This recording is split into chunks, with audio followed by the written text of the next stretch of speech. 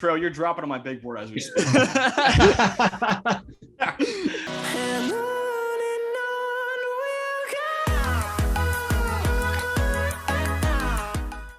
Welcome to another episode of Boom or Bust, the draft show. Max Chadwick alongside PJ Clark, Tate, Sigworth, and Nick Merriam. So we all go to Syracuse, very untalented members of Syracuse University. We've got a very talented member of Syracuse University right now, Trill Williams, 3-year starter at Syracuse at corner and safety. And now he's going to be in the NFL draft next week. Trill, thanks so much for coming on, man.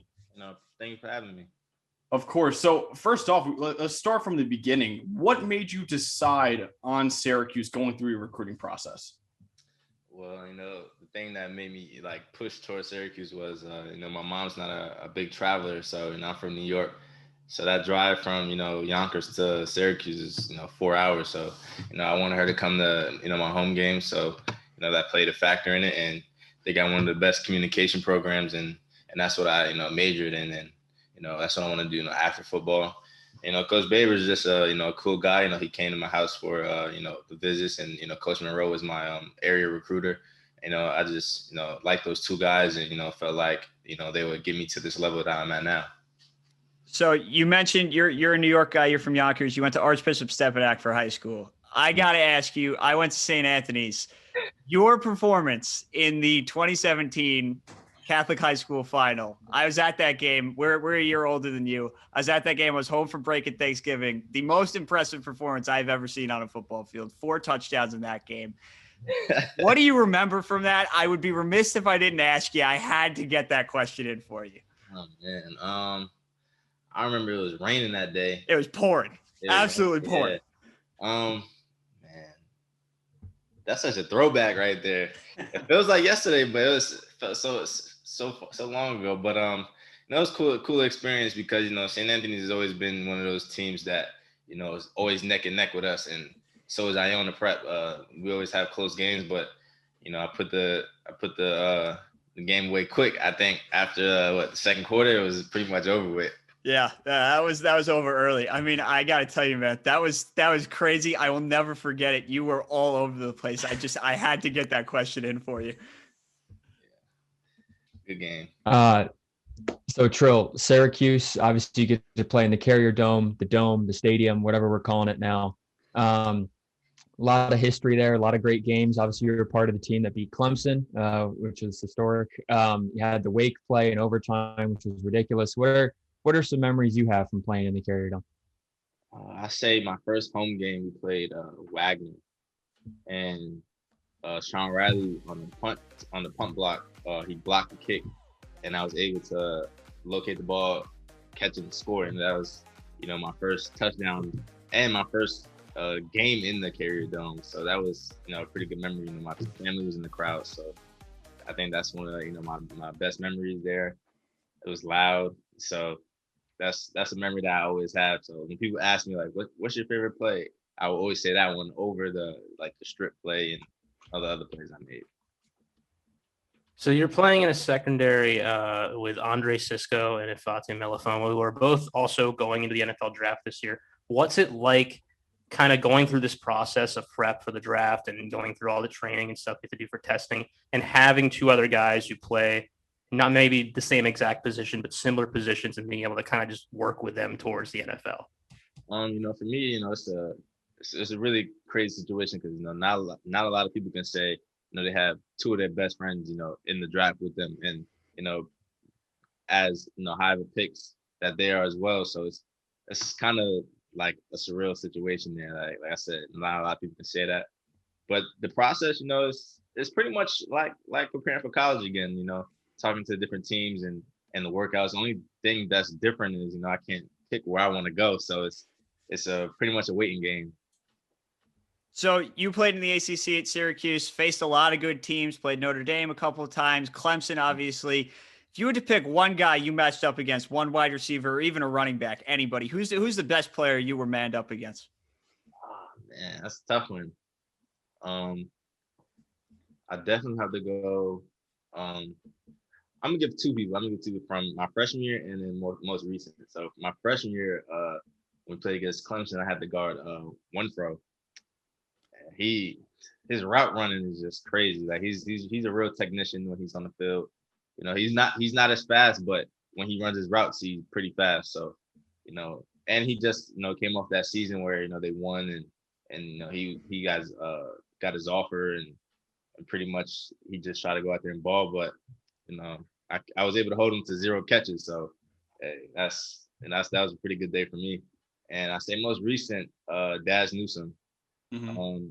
He's a real shifty receiver. You know, he's little, so he's able to get in and out of his breaks, you know, really fast. You know, me being a big, longer guy, you know, they say that's kind of difficult for us to guard, but I felt like, you know, I'm able to guard those type of receivers. And, you know, same with him, you know, he had 0 catches against me. So I had a good, productive day. So, like a lot of players, you didn't finish the season. You opted out of the season and declared for the draft. What went into that decision to opt out and leave Syracuse early?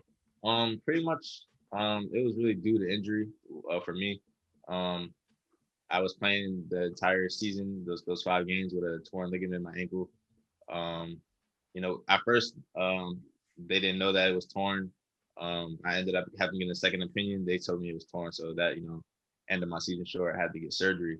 So that's pretty much, you know, what went into my decision. And you know, I just felt like, you know, my film was good enough, and you know, I believe in my game, and you know, I just wanted to see where it would take me, and I'm excited for the decision I make, and you know, I wouldn't go back on it.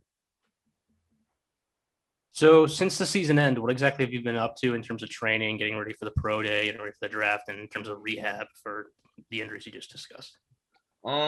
It's pretty much like the same workouts as rehab and my workouts are pretty much the same. You know, I try to do a lot of strengthening, you know, with my ankle. So, you know, when I got to make those movements and push off my ankle, that, you know, it's fine. And, you know, I just go out there and I'm going to give it my all when it's all said and done. So by the time camp roll around, I'm be 100%. Love to see it. And so obviously with COVID, the draft process this year is virtual. No combine, no, you know, in-person meetings. What has it been like to, you know, meet with teams via Zoom, and there's no combine, and obviously the pro day was different too. And what are these teams asking about when you do meet with them? I mean, I'm pretty much you know, you got to talk to me in person to get my personality. But even with the Zoom calls, I feel like, you know, teams see my personality and the type of person that I am. Like I said, with COVID, is really strange because now Zoom is the new norm. So like now, all my meetings are either Zoom or FaceTime. So that's cool, you know, with our day and age, that we can able to adjust and to, you know, do that as fast as we did with COVID and everything. And now schools is being taught through Zoom. So that's pretty cool.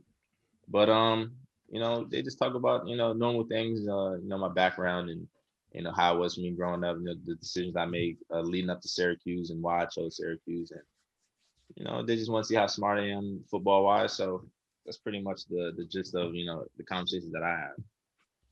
Joel, I got to ask you, every year prospects seem to say there's been weird questions that NFL teams ask them, like nothing to do with their life, nothing to do with football at all. Did you get any of those like weird questions from a team yet where like, what are you even asking me about, man? I say I got a few, but you know, I'm gonna keep those private. Fair enough. Fair That's enough. totally Very fair. good. Very good. He's a man for the team. I love it. Respectable decision. And I guess we also got to ask, what are your plans for the draft? You know, where are you watching? Anything special planned? Are you going back home? Are you watching up here? So I'm training out in Atlanta, so I have family out here, so I'm gonna have my family from back home, you know, fly out to Atlanta and, you know, just hang around with some family and some friends that I've had growing up with. So that's pretty much how I'm gonna spend my draft. All right, so we got to get into some football stuff now. You were a versatile guy. You played outside corner your freshman year. You played in the slot the last 2 years, reps at safety. You know, where do you feel most comfortable? What role do you think you're going to play in the NFL? Where are teams asking you to play? Like, where do you feel best on a football field? I feel best anywhere. For me, it's just going out there and playing football. So whether that's, you know, taking me into the slot or taking me outside, you know, I like to guard the best receivers on each team. So like I said, that's just goes by playing football. So that brings me to the slot. You know, I could play in slot, corners, high safety. pretty much anywhere the team needs me to be, and that's where I play. So I wanted to ask you, I know you talked about it a little bit before. You're a bigger guy, 6'2", 200, not the conventional slot size. Mm-hmm. So what is that like for you as a bigger, longer safety or corner that would usually play outside at your size to come into the slot and be, dominant like you were the last couple of years? I felt like that transition was pretty easy because, I'm pretty big. So even when I gotta, fill a run like a run fit, I'm big enough to move O lineman and to shed blocks and get to the running back. So, being my size, helps too. And when I got to guard smaller receivers, I use my size versus them being smaller. And when I got to guard a tight end, I use my size, I got to play bigger. So, my size is pretty much what makes me kind of different from a lot of players that's in this year's draft. So, Trill, I don't know if you knew this, but Pro Football Focus said last year you were the highest graded corner in the country at defending screen passes, and you rarely played press coverage too. So what do you look for, like pre-snap or something like that kind of tips you off saying, oh, wait, a screen might be coming here? I pretty much look at the receiver, when the receiver looks back at the quarterback and the quarterback looks back at him, that's them communicating without even having to say anything. So I look at keys like that because, I used to play offense. So I understand those little key things that receivers would do because I would do the same thing. So I feel like me having an offensive background, helps me on defense because, like I said, I can pick up on small keys that, I used to do. So I pick up on small things like that. And just by how their alignment is, because if they was come back for a screen, they would be, they'll be nonchalant and make it seem like they're not getting the ball, and they'll break right into the screen.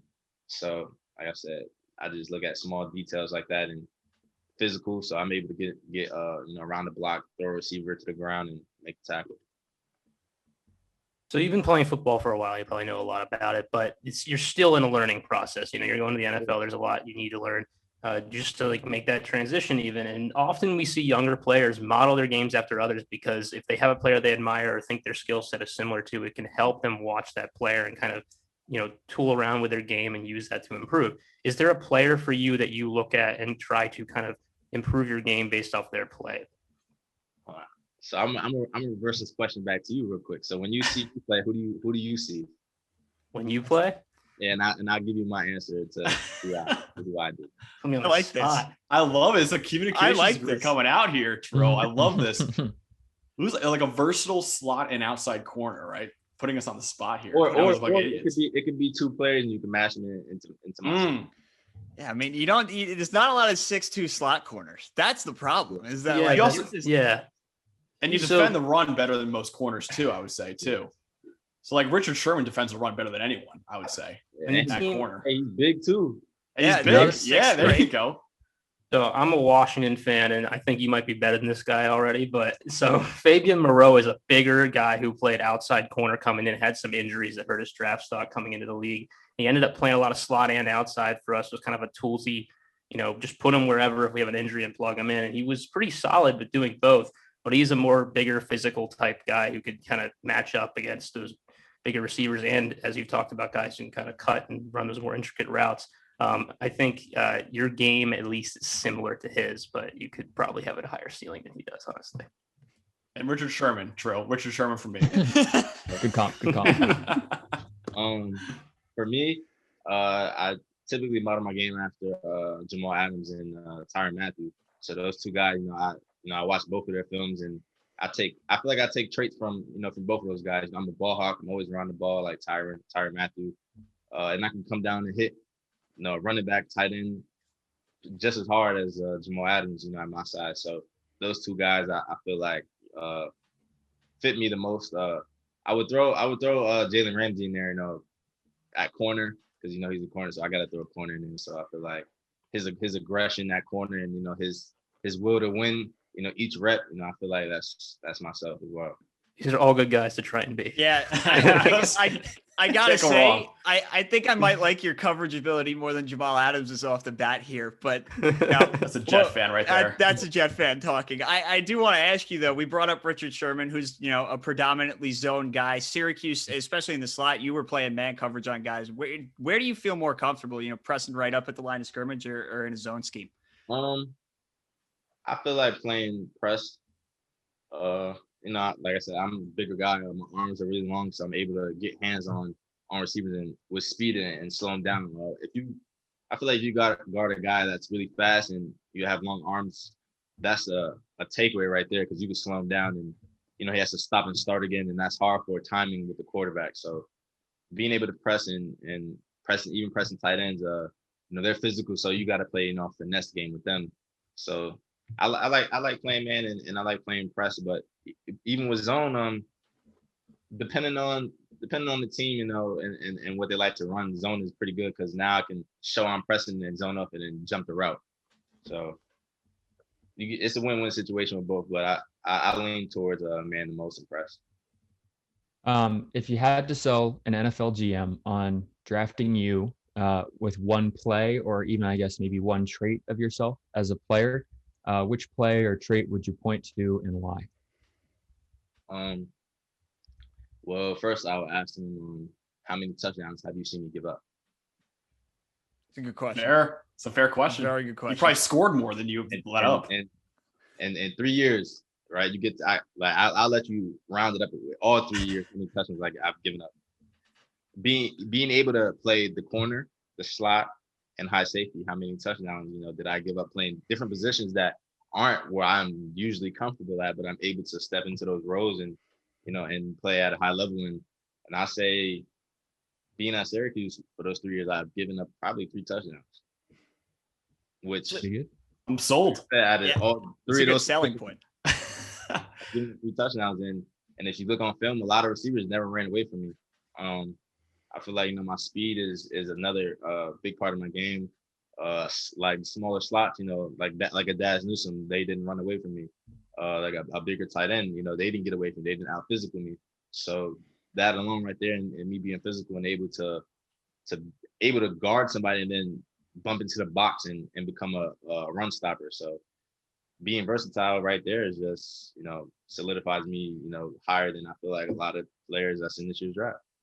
So if you had one play from the last 3 years, is it the Wake strip, or does something else come to your mind? It's like you're sitting across the table from somebody, and why should I pick you? Is that the first play you're pulling up on YouTube, or is it something else? That's not going to be the first play I pull up. So wow. So the first play I would pull up, I take it back to my sophomore year. We played Liberty at Liberty. I was on the backside. They ran the ball away from me. I was able to run behind everything and catch it from behind and strip the ball. And we got the ball back. So not a lot of guys can have that motor and come around and they'll just go and make a tackle. It would have been a TFL if I had the tackle, but I want to take it a step further. He didn't see me. He had the ball out. I poked the ball out, and then we got the ball. Turnover. That's all that matters. And you could also show. I'm still upset about it now. 3 years later, the Notre Dame play at Yankee Stadium. That ball was totally out. You totally had that, and I'm still mad about it. It's crazy because with like those type of plays, like the strip plays, I've been doing that play my entire life. Like, so you guys probably know about it from high school, but I did it way before high school. I did it in Pop Warner twice, as a matter of fact, when I was 7 and when I was 10. I actually have the play from when I was 10 when I did it the second time, but I got to find the first one. I was able to strip it when I was 7 and go score. And all the refs and parents and everybody staring at me like, why is this kid running the opposite way? Like, he must not know how to play football. So I'm running the opposite way. And then they look at me and then they see I have the ball in my hand. And the rest are still paying attention to the I'm in the end zone. I'm in the end zone with the ball like this. They look at each other and they're like, touchdown. It's not supposed to happen. Oh, you got to send us that, man. That's outstanding. Like awesome. Peanut Tillman, little Peanut Tillman in your game too. I love it. Pretty much, I've been doing that my entire life. So like when people ask me like, why is that not your number one play? Because it's just normal to me. Like that's just something I've always been able to do. So Can you imagine being that athletic where it's like, oh, that's just normal? That's for just me. normal. Oh, you're making us. I mean, I remember the one from high school at Step, because that was all over. You went viral for that one where you ripped it out of the kid's arms at the goal line. I feel like my best play around that time was the sliding catch. Yeah, you were number 1 on top 10 for that, right? Yeah, I think I was on top 10 a lot of times. Yeah. Wow. I mean, this is the selling Dude, point here. He's got the This Jalen is the Ramsey selling mentality. point here. You got that Jalen Ramsey mentality, man, where it's like, yeah, I'm that guy. So I love that. You just mentioned Like you've been- Jalen Ramsey, like he's that guy, but he'll say it without even saying it. Mhm. Oh yeah. Yeah. I feel like he'll show you on the field. Yeah. I feel So you just mentioned you've been doing the strip plays since 7-10 years old. Is there like a specific game or a specific moment when like you knew you were better than everybody else on the field and that you thought you could actually go pro? I felt like that since I was 7, playing in each team I played on. I try to go out there and be the best player that I can be. And I feel like, with my size and my, different weapons that I do, I feel like every time I step on the field and I'm the best player, whether that's versus an offensive player or defensive player, I just feel all around best. So, like I said, Jalen Ramsey feels the same way. He shows it on film, and I show the same thing on film. Trill, I got to talk to you about your dad, because every time we tweet about you, a play that you do consistently, the first like we get is always from your dad. We put out a big board too, and he didn't love your ranking. It was like right outside the top 100, and he sent like 60 laughing emojis at us. What's it like having like a hype man like your dad in your corner at all times? I feel like, if my own father doesn't believe in me, then who will? So that's pretty cool. But a lot of people don't know. Like when it comes to the Twitter, I pretty much mute him on Twitter, so I pretty much don't do anything he posts. So, yeah. That is funny. So among us, I'm a huge proponent of the relaxing of the numbers in the NFL. Oh yeah. I'm all for fun. It doesn't really matter. Are there plans or hopes to continue wearing number 6 in the pros? And what's the significance behind the number? Why 6? So 6 is pretty much out for me and my family. We wore 2 my entire life. Like 2 is our family number. So in high school, there's two things that played into it. So I was 2, leading up to, I say, my junior year, I ended up tearing my ACL in number 2. So I was like, yeah, I can't wear that again. And, one of my, close friends, like my god brother, he passed away. And when we played, he wore 6. So, I was like, I'm just going to switch my number. And ever since then, I chose 6 and, pay homage to him and, dedicate, when I go out there and play, I play for him. And 6 just always been a number I rocked since then. So I just hopefully get a chance to continue to wear it, for myself and for him. I just want to throw one more in here for you before we got one more question, but I figured we've talked about Step a lot. You played with Malcolm KOONCE at Step, right? Yeah, I played with Malcolm KOONCE. I played with Gavin Heslop. He's currently with Seattle. Mm-hmm. I played with TJ Morrison, which is in this year's draft as well. He just declared, I say probably a week or 2 ago. Yeah, so I played with a lot of guys that's making that transition into the NFL. Yeah, I just wanted to ask, you played at a really good high school program. You got NFL players, you got other guys that are going to be drafted this year. What was it like, playing at such a high level, especially early on before college with other NFL talent by your side? It definitely made me step up my game more because, they're older than me, So when I came in, I was just the younger, freshman. My freshman year, I played JV, but transitioning into varsity, those guys came off they won the championship. They lost in state, but they won the championship. So they was already, a team before, I was able to get up to that level. And, they embraced me, they took me in and they didn't care about how young I was. They wanted me to perform like I was, a senior myself.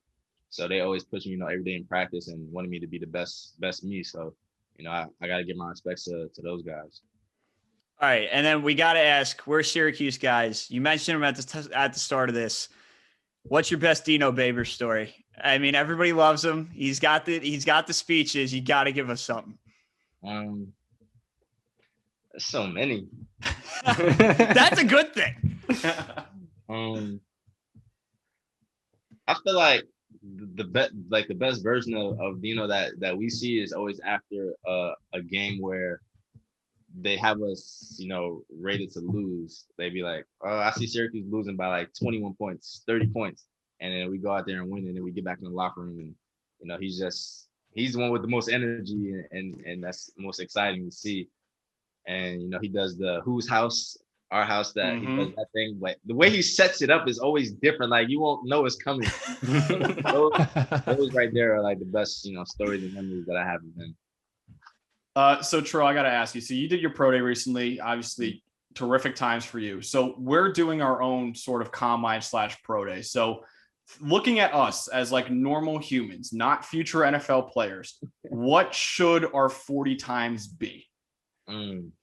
For you, I say, man, you'll be like I give you a 5 flat. For him That's specifically? flattering. Do you want to? Can you like? So we all like are very different in terms of our athletic ability. Do you want to like just like judge a book off its cover and just go 1 to 4? Yeah, we ask everybody this. All right, so I say Tate's that 1. Mhm. Okay, nailed it. Great. Wow. You're good Oh, from Trey. there. You're a scout, man. You can be a Yeah, scout. Yeah, you can do this. Then I gotta go with PJ. He just looks long. He looks big, so I'm gonna go with Interesting. PJ second. I mean, I am the second take it. tallest, so we'll take that. You're right on that. I don't know. So I'm gonna go with Nicholas. Yeah. He looks Yeah, like that. yeah. All right. Oh, And then, all right. and then Max and last. Max all right, going Max, to bring it last. up the rear. There we go. That's All you right, nailed Trill. that. That's That's what we wanted fine. to hear. You nailed it. Trill, you're dropping on my big board as we speak. Real quick, just one final question. We Obviously, just get for the record that PJ and Max are in the bad athlete tier, and Nick and Yeah. Tate are in the good Yeah, athlete okay, tier. so There we go. Nick is more athletic than me, Nick's but I mad. appreciate your support. I very much do. Look, So- all I gotta do is plug you in that corner, and people not gonna want to throw at you because, like I said, you're tall. That's That's true. hey man, I'll take it. I got the long arms. I can do it. I mean, I can't, but I'll try. Trill, I hate to. You're not obviously you're gonna give us that answer like, oh, I'll play for anyone. But do you have like a favorite NFL team as a kid, and like any like dream scenario where you can like maybe play with Iffy and Andre at the next Oh, level? of course. No, it's funny because we all play different positions, so it's a possibility that Yeah, it's totally on the. It's on the like table. we'll take him at corner, and we'll take him for safety, and we take him for nickel. So Mhm. like I said, we play different positions, so it could happen. But growing up, I never had a favorite team. As a matter of fact, I always liked players. So like whatever my favorite player was on that team was that played a different team that didn't have anybody I like, I root for that team. Like say if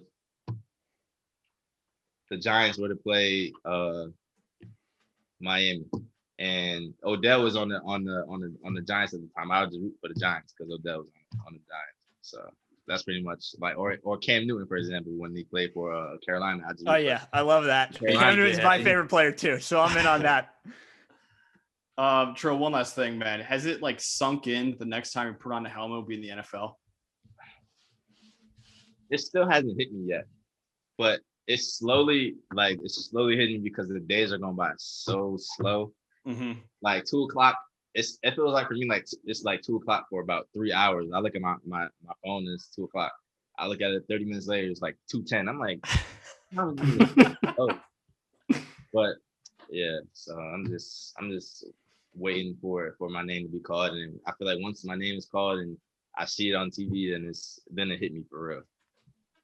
Awesome. Trill Williams, Syracuse defensive back, future NFL defensive back, and friend of the Boomer Bust Draft Show. Trill, thanks so much for coming on, man. Man, I appreciate you guys for having me and taking the time out of your day. So I appreciate it. Of course, man. Can't wait to watch you the next level. So for PJ Clark, Tate Sigworth, Nick Merriam, and Trill Williams, have a great night.